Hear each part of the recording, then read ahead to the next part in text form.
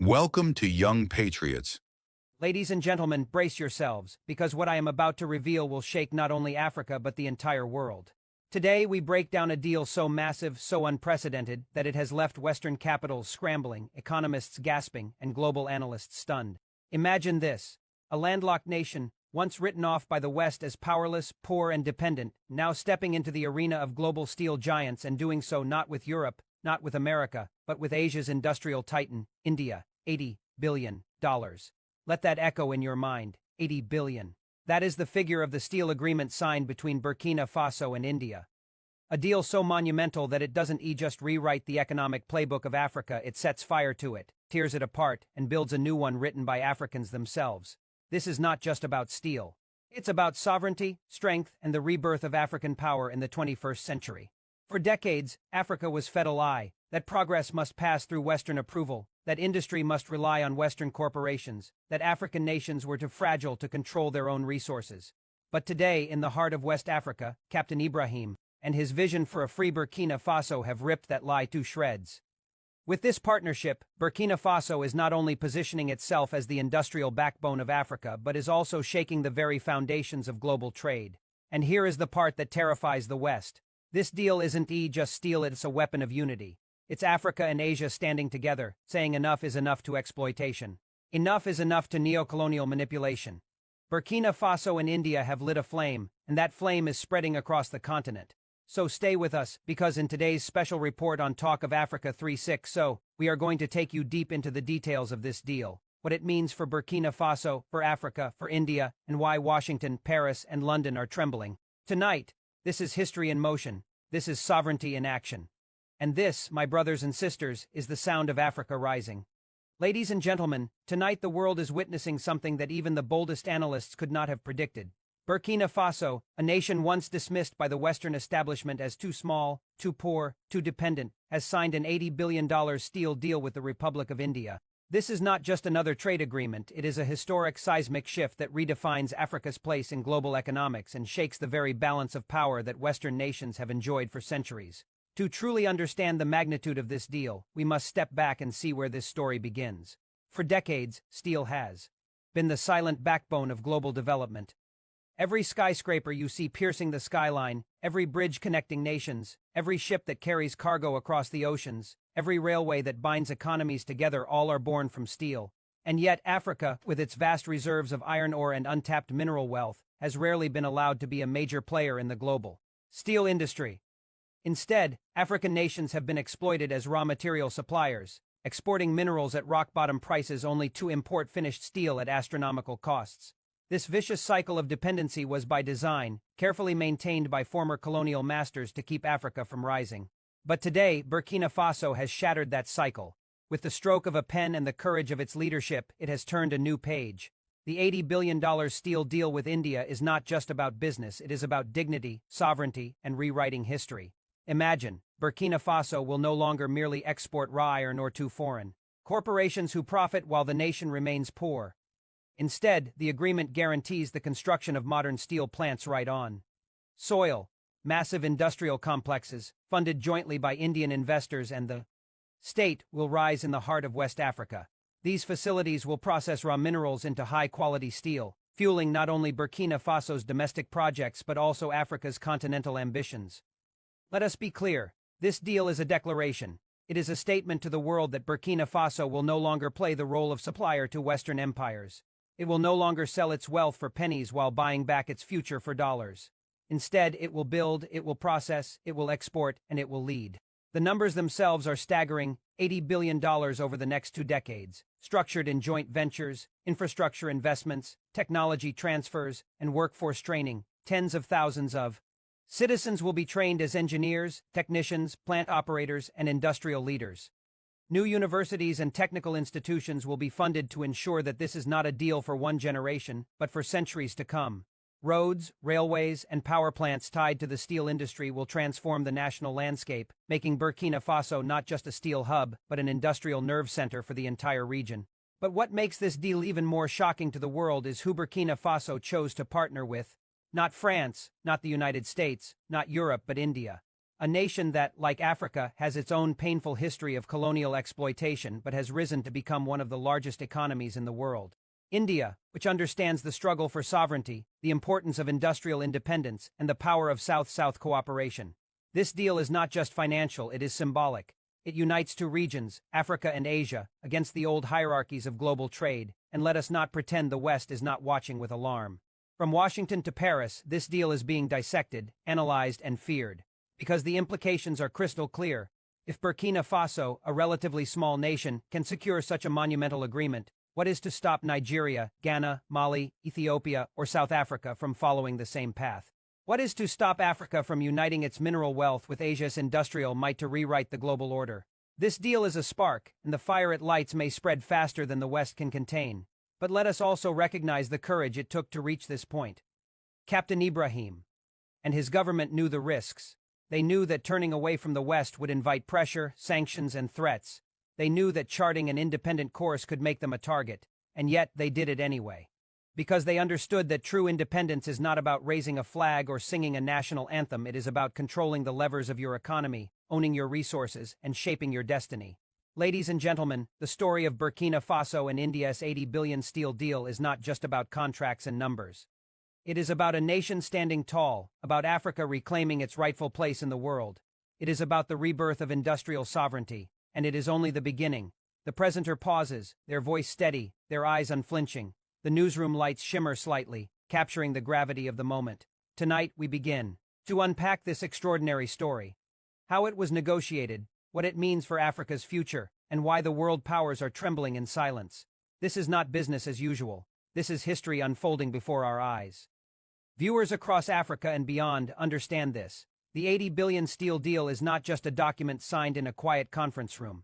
No, this is a battle won on the front line of economic warfare. Because make no mistake, the moment this deal was announced, shockwaves erupted in Washington, Paris, Brussels, and London for decades. The West has viewed Africa not as an equal partner, but as a resource depot, iron ore for their industries, gold for their banks, uranium for their power plants, and every time Africa tried to rise, it was met with sabotage. But this time, the story is different. This time, Burkina Faso did not walk alone. India, a nation of 1.4 billion people, an economy surging into the top ranks of global power, stood shoulder to shoulder with an African nation, and in that handshake, in that shared vision, the world order shifted. What does this deal truly mean? It means that Africa now has a chance to leapfrog into industrial sovereignty. No longer will iron ore be dug from soil, shipped thousands of miles to Europe or America, and sold back as finished steel. Know that chain has been broken. The deal ensures that steel mills will rise inside Burkina Faso itself, powered by hands, managed by engineers, and overseen by leadership. India brings capital, technology, and expertise, but the soil, the minerals, and the destiny belong to Africa. Now let us paint the picture. Imagine Ouagadougou in 5 years. Vast industrial zones humming with activity, trains carrying steel across borders, construction projects rising not only in Burkina Faso but across West Africa, fueled by steel forged at home. Picture a child walking past a factory where their parents work, knowing that the bridge they cross tomorrow, the school they study in, the hospital that heals them all stand on steel made by their own people. That is not just economics. That is pride, that is identity, that is sovereignty. But let us not be naive. The resistance to this deal is already mounting. Already, whispers in Western boardrooms are growing louder. They ask, how did Burkina Faso pull this off? How did India dare to bypass the so-called guardians of global trade? They ask, what if Nigeria joins next? What if Mali, Ghana, Ethiopia, or even South Africa decides to form similar alliances? And most terrifying of all, they ask, what if Africa unites? Because the real power of this deal is not just its dollar value. It is the precedent it sets. For the first time, a small African nation has declared that it will not be dictated to by the West. It has shown that alliances beyond the traditional powers are possible. It has proven that South-South cooperation is not a dream, it is a living reality. Ladies and gentlemen, this is what frightens the old empires. Not the steel itself, but the idea that Africa has choices. That Africa has options. That Africa does not need permission to rise. Now let us dive deeper into the deal itself. India has committed to building 3 mega steel complexes across Burkina Faso. Each of these facilities will be state-of-the-art, capable of producing millions of tons of steel annually. They will not only supply domestic, needs but also export to Africa, Asia, and beyond. To support this, new power plants are being constructed, fueled by renewable energy and natural gas, ensuring that production is both modern and sustainable. In addition, India has pledged to invest in human capital, over 50,000. Students will receive scholarships, apprenticeships, and training programs. Universities in Ouagadougou and Bobo Dioulasso will host joint programs with India's top technical institutes, creating a new generation of African industrial leaders. But perhaps the most revolutionary aspect of this deal is the agreement on profit sharing and ownership. Unlike Western contracts that strip nations of their wealth, this partnership is built on equity. Burkina Faso retains controlling shares in its steel industry. India profits, yes, but Burkina Faso profits more. The wealth remains at home, circulating in the hands of citizens, funding hospitals, schools, and infrastructure. Do you see the power in this? For the first time, Africa is not a spectator in its own economy. It is not the silent supplier. It is the producer, the processor, the exporter. This is how nations rise. This is how empires are built. And this is why the West trembles. And let us not forget, this is not only about Burkina Faso. This deal will create ripple effects across the continent. Already, Mali and Niger have expressed interest in joining the steel corridor. Talks are underway for joint railway projects, linking these nations to the new steel hubs. Ghana and Cote d'Ivoire are studying how to integrate their construction industries with steel. Ethiopia and Egypt are watching closely, seeing opportunities for continental trade. Slowly but surely, Africa is weaving together an industrial fabric that the West cannot tear apart. And what of the people? The farmers, the workers, the youth? They stand to gain the most. Jobs will multiply, skilled labor will rise. Villages once forgotten will transform into bustling towns as industries spread. Poverty, the old weapon used to keep Africa dependent, will be chipped away by steel forged in Africa for Africa. But I must warn you, history teaches us that when Africa dares to rise, enemies appear. When Patrice Lumumba sought to control Congo's resources, he was silenced. When Thomas Sankara dreamed of self-sufficiency, he was cut down. When Kwame Nkrumah spoke of a united Africa, he was overthrown. Let us not be blind. The same forces that feared them now fear Ibrahim. The same forces that feared Congo now fear Burkina Faso. But here is the difference. This is not the 1960s. Africa is not alone. India stands beside Burkina Faso. China stands ready to support. Russia watches with interest. Latin America extends its hand. The global south is awakening, and together they form a shield that no Western bullet can easily pierce. So I ask you, viewers of Talk of Africa 3/6, to understand the gravity of this moment. This is not just news. This is a turning point. This is a call to all Africans, from Cape to Cairo, from Dakar to Dar es Salaam, to recognize that the chains of dependency can be broken. That the age of begging for aid is over. That the time of self-sufficiency, of dignity, of sovereignty has arrived. Burkina Faso has taken the first step. Who will follow? The presenter's voice grows louder, steadier, every word thundering like a drumbeat. This $80 billion deal is not just steel. It is the hammer that will shape the destiny of a continent. It is the fire that will forge Africa's future. It is the anvil upon which our independence will be beaten into permanence, and let the world know Africa will no longer bend. Africa will no longer beg. Africa will no longer wait. Burkina Faso has spoken. India has answered. The world is listening, and nothing will ever be the same again. My brothers and sisters of Africa, my audience across Talk of Africa 3/6, so the time has come to conclude not merely with words but with a declaration that echoes across the mountains, the deserts, the savannas, and the coastlines of this great continent. We began by asking what this deal between Burkina Faso and India truly means. And now, at the end of this journey, it is clear. This is not a simple trade agreement. This is not just a steel deal. This is a manifesto of independence, a blueprint for sovereignty, and a thunderclap that has shaken the halls of power across the world. Understand this truth: 80 billion is not the most valuable part of this deal. No, the true value lies in the courage of a nation that refused to remain small. The true value lies in the courage of leaders who understood that their people deserve more than handouts, more than aid, more than promises. The true value lies in the lesson this deal teaches, that Africa, when it dares to rise, cannot be stopped. But let us not be naive. Even now, plans are being drawn in Western capitals. Sanctions will be whispered. Pressure will be applied. Propaganda will be spread. They will say the deal is unsustainable. They will say India is exploiting Africa. They will say Burkina Faso is overreaching. They will say Africa is not ready. They will say all this because they are afraid. Afraid of an Africa that no longer bends the knee. Afraid of an Africa that can stand on its own steel spine. And so, my people, the challenge before us is not whether we can celebrate today. The challenge is whether we can defend tomorrow. The challenge is whether we can protect this victory from being sabotaged as so many others were before. History tells us the enemies of Africa will not rest. But history also tells us that when Africa unites, no force can defeat us. Let me remind you of something Thomas Sankara once said, "He who feeds you controls you." Today we must add, "He who forges your steel builds your future." If our steel is ours, then our future is ours. And now Burkina Faso has made that future possible. This is not just Burkina Faso's story. This is Africa's story, because every bridge built with steel will be walked on by Africans, every railway forged with steel will carry African trade. Every skyscraper, every factory, every hospital built with this steel will belong to Africans. And in that steel, we will see ourselves strong, unbending, unbreakable. So I ask you, what do we do next? We must rally. We must support Burkina Faso. We must demand that our government stop being spectators and start being participants. We must call on Nigeria, Ghana, Senegal, Kenya, South Africa, Ethiopia, and every African nation to form their own deals, their own partnerships, their own paths to industrial sovereignty. No more waiting. No more excuses. The door has been opened, let us walk through it together, because here is the ultimate truth. No one will hand us freedom. No one will hand us dignity. No one will hand us sovereignty.